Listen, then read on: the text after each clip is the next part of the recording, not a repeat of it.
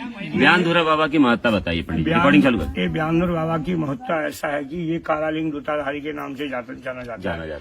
जैसे काशी विश्वनाथ, अमरनाथ, बद्रीनाथ, केदारनाथ, पशुपतिनाथ जैसे भगवान के 108 ज्योतिर्लिंग थे, उसमें से 12 विशेषकर थे।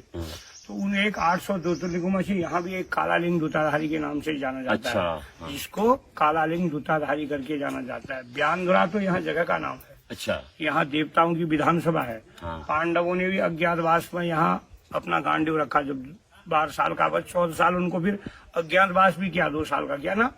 तो गांडीव को ले जाके कंदराव में छुपने में दिक्कत हो रही थी। तो उसमें यहाँ शमी के पेड़ में पांडवों ने अपने अस्त्र शस्त्र रखे, यहाँ बाण धरा कि बाण धर दिया, तो इसलिए भी कह दिया ब्यानधुरा। फिर एडी जो है 14 लाख ड्यूटी से आए, तो यहाँ सुबह के टाइम पहुंचे हो। भोल, हमारी भाषा में कहते हैं भोल ब्याग हो। अच्छा, कि भोल ब्याग, तो इसलिए भोल ब्याग की फिर एडी यहीं रहेगी। एक रात कॉलोनिया भी रुके, नीचे पांडु एडी का मंदिर है, यहाँ रोड में, यहाँ नीचे कॉलोनिया। अच्छा, तो यहाँ आए एडी, उससे इसलिए भी ब्यानधुरा कहते हैं। फिर यहाँ 33 करोड़ देवताओं की विधानसभा है।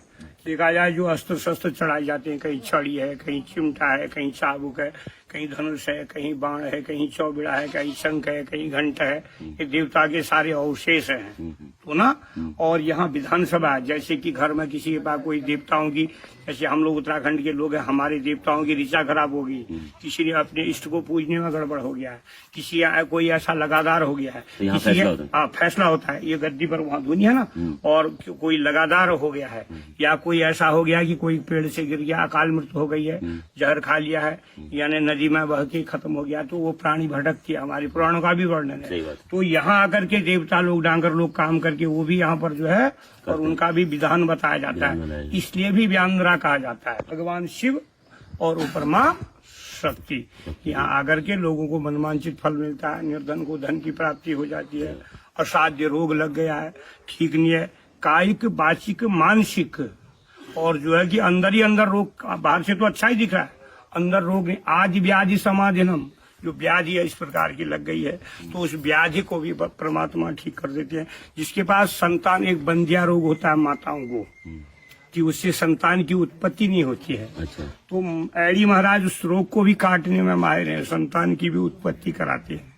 और यहाँ फिर जैसे कि आजीविका का कोई साधन नहीं है कि भाई भ्रमण पोषण कैसे होगा, वस्त्र कैसे पहनेंगे, भगवान फिर अब कहा कोई रास्ता दे दे, तो परमात्मा की ऐसी कृपा होती है कि भगवान उसको आजीविका का भी साधन दे देते हैं। और रोग लग गया, कहीं ठीक नहीं हो रहा, डॉक्टर कहेगा भाई ले जाओ भैया, घर सेवा करो, तो वो भी परमात्मा की कृपा से ठीक हो जाती है। तो इसलिए जो है कि यह बहुत सिद्धपीठ स्थान है, ठीक है। यहाँ दूध और गौ के द्वारा, यहाँ गौ यहाँ पर, नहीं तो ऐसे धनुष बाण के यहाँ जंगल में बड़े बड़े मोटे पेड़ों से, इतने इतने मोटे, यहाँ धनुष बहुत सारे अवशेष हैं, यहाँ सरड़ा घाटी से और यहाँ बिजौरिया सोच से, ये तुमने सेना पानी से आई ना आप लोग, तो उससे आपने क्रॉस किया, तो पूरा ये ब्यानधुरा का स्थान है यहाँ। मुगल शासन काल में इन्होंने मुगलों से आक्रमण करके यहाँ हिंदू धर्म की रक्षा की, ठीक है। आप लोग जो बैठे तराई भूमि, ये वैसे तो है तो भारामल की, वो भूमि भारामल है, वहाँ के जंगल में भारामल गए कभी? नहीं गए, तो वहाँ जाना चाहिए। वो भारामल वो भी सिद्धपीठ स्थान है, ठीक है ना। वहाँ एक चादर चढ़ाने का भी जो स्थान बना है, वो चादर चढ़ाने का स्थान नहीं है, वो हमारा स्थान है हिंदुओं का। मैं तो वहाँ भी दर्शन कर गया, मुझे साक्षात दर्शन हुए। रक्त बीज बने थे भी, रक्त से अनेक पैदा हो जाती थी। फिर माँ की सहायता ली, माँ ने उग्र रूप धारण किया, आकाशी का रक्त जमीन में नहीं गिरने दिया, नहीं तो रक्त जितनी बूंद जमीन में पड़ती उतनी पैदा हो जाती। तो बलि का भी जो विधान है, नहीं तो यहाँ बलि का कोई विधान नहीं। अच्छा।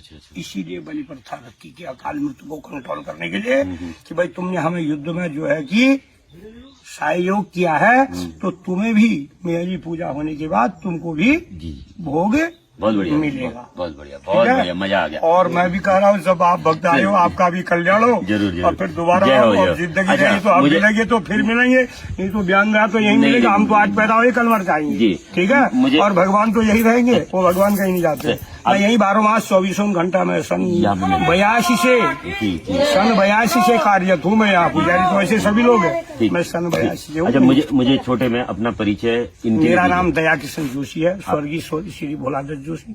मैं सिद्धपीठ ब्यानधुरा मंदिर का पुजारी हूँ और मैं यहीं रहता हूँ। बढ़िया, धन्यवाद पंडित जी।